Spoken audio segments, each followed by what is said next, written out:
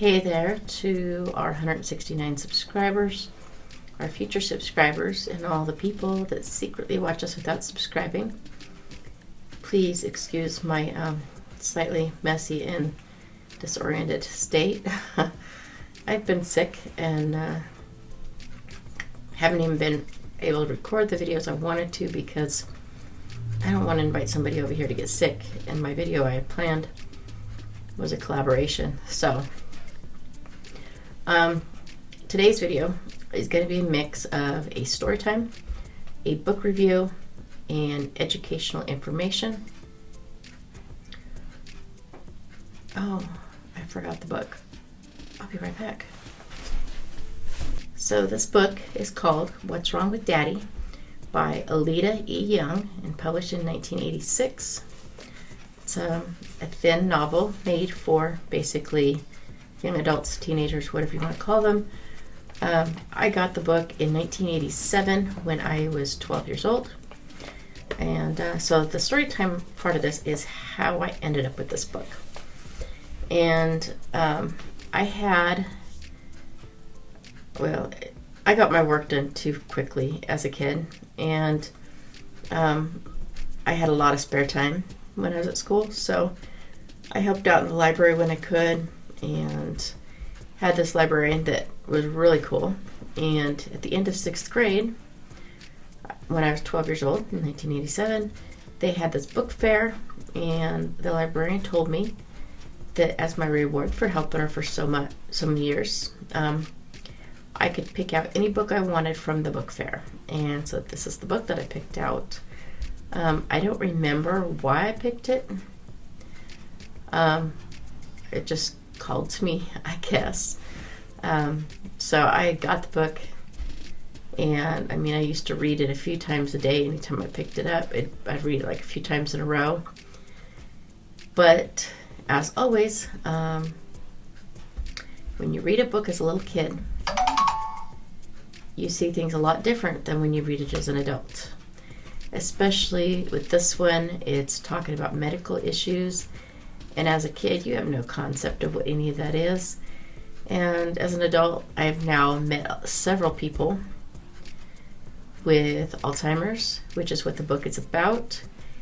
And so my perspective is completely different. I barely remember any of the stuff. I read the book yesterday, and I barely remember any of this from when I was a kid. So basically what it is, it's about this girl named Jennifer. Her dad, David, is a lawyer, and he develops Alzheimer's. And it takes them a while to realize what's wrong. Jennifer keeps trying to tell people, hey, something's wrong. And her mom doesn't want to hear it. She doesn't want to listen. And even after they go to the doctors a couple of times, get diagnosed twice, the mom is still in denial and doesn't want to accept it. And so it goes through the process of them seeing something wrong, getting diagnosed, and how it progresses. And in this particular book, the doctor said it was going to be a slow progressing disease, and it ended up being rapid. And so, yeah, that's what it's about. So here's the educational part of this. I would like to go through and explain the symptoms in the order that they happened in the book. So maybe if you know somebody that's going through all of this, you might just be aware. And sometimes these symptoms can just be a matter of just too much stress in your life, because I know I've experienced a lot of them. But anyway, I'm going to go through them anyway. So, number 1, misplacing important items. Struggling to find everyday objects, feeling frustrated or defeated when they go missing. He lost his briefcase, and some paperwork was in the wrong place. Number 2, memory lapses. Forgetting familiar names, numbers, or events, needing help with routine tasks. He couldn't remember his boss's phone number, so his daughter had to make the phone call for him. He couldn't remember his wife's coworker's name, and rather than giving her a name, he insulted her. He forgot to do his taxes. He had to be reminded to do them. He filed them late, but swore that he didn't file them late. Number 3 is disrupted sleep patterns. He includes experiencing insomnia and sleeping too much or too little. In the book, he had late wake-ups after restless nights. Number 4, changes in grooming and hygiene. Forgetting to shave, skipping routines, or neglecting self-care. In the book, he forgot to shave at one point, and then when he did shave, he cut himself several times. Number 5, loss of skills and hobbies. Struggling with activities they once excelled at. So in the book, he forgot how to play his guitar, he forgot how to play tennis, and he lost interest in his hobbies. Number 6, mood swings and irritability.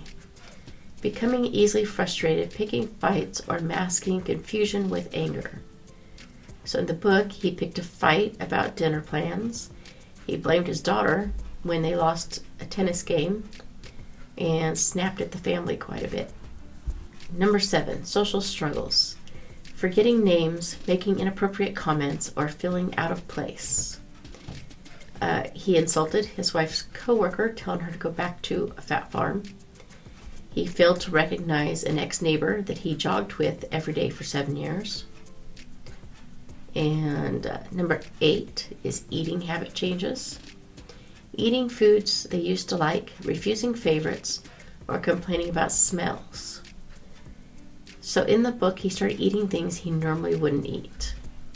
He also rejected chocolate cake he used to love, complaining about the smell and saying that he hated it, and the smell made him sick.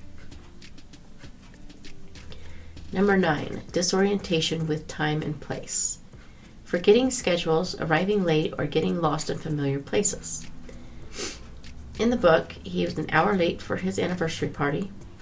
He disappeared for 3 hours on the way to work. And when he disappeared, he swore he had a flat tire, but never called anyone, said he couldn't find a phone. But remember, this was 1986, so people didn't really have cell phones on them. Number 10, difficulty handling responsibilities. Struggling with tasks they used to manage easily. So in the book, he messed up his taxes, and he was making a lot of mistakes at work. Number 11, physical symptoms. Tremors, trouble using utensils, or difficulty with coordination. In the book, his hand was shaking when he went to cut the cake. He also rocked a chair too hard and tipped it over. Number 12, confusion over common objects. Forgetting the names of everyday items or struggling to use them. He couldn't remember what a razor was called. He struggled with how to turn on windshield wipers, which made him break down and cry. He forgot where the colander was despite it always being in the same place. Number 13, erratic decision making. Quitting jobs impulsively, blaming others for their mistakes, or making excuses for struggles. In the book, he made a comment that he should quit his job because he was mad. Number 14, impaired judgment. Driving dangerously, reacting aggressively, or struggling with logic. In the book, he started driving fast and erratically when he got angry, and his boss started questioning if he was drinking because of his behavior. Number 15, workplace issues. Declining job performance, impatience, losing track of time, and strained relationships with colleagues. In the book, his boss notices problems, forces him to take a leave of absence until he sees medical help, and he's insulting the clients. Number 16, emotional outbursts. Sudden shifts in mood, frustration over simple tasks, or reacting aggressively when confused. In the book, he yelled at the maid and called her a servant and blamed her for trying to basically sabotage him. He screamed about kitchen items and broke down in tears on the floor. and also broke it down in tears when he couldn't figure out how to turn his windshield wipers on. Number 17, increased agitation under stress. Becoming more confused, upset, or disoriented when tired, sick, or rushed. In the book, he burned food, yelled at family, and grease was splattering everywhere, and he asked them to turn off the stove because he couldn't remember how to do it. There was also the rocking chair incident where he tipped it over because he was rocking too hard, or I assume that's what happened. I don't remember, but I don't think they actually specified how it tipped over. Number 18, forgetting loved ones, not recognizing close family members or mistaking them for others.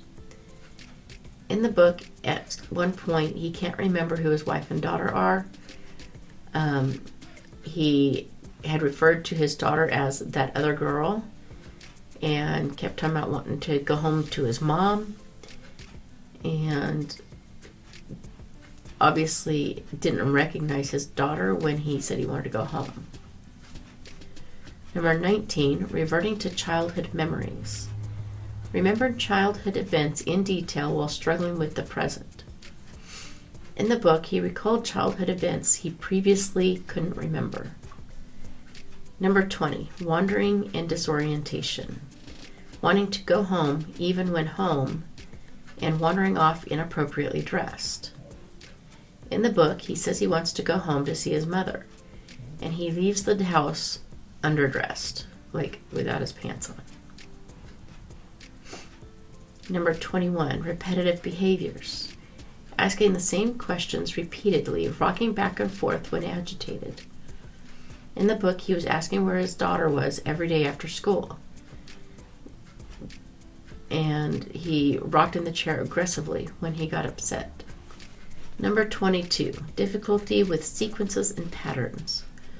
Struggling with simple tasks like reading numbers correctly or following steps in an activity. In the book, he couldn't recognize the written 5s and 2s, which was which.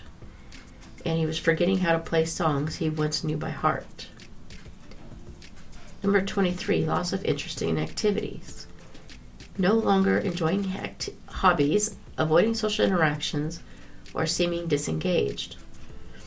In the book, he stopped playing tennis, he stopped telling funny stories, and he seemed uninterested at his daughter's school event.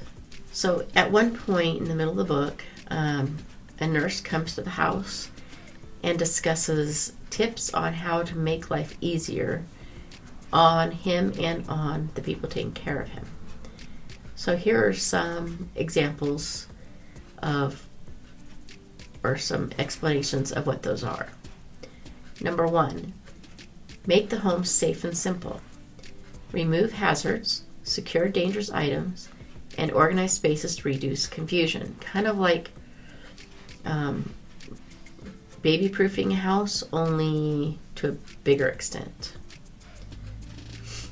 Number 2, establish a routine. A structured daily schedule helps reduce stress and confusion. Keep activities familiar and predictable. Number 3, encourage gentle engagement.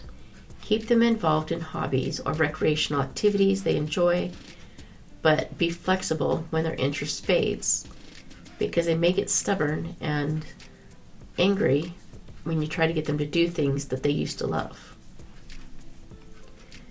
Number 4, expect mood swings and stubbornness. Agitation, frustration, and resistance are common. Stay patient and avoid arguments. Number 5, recognize triggers.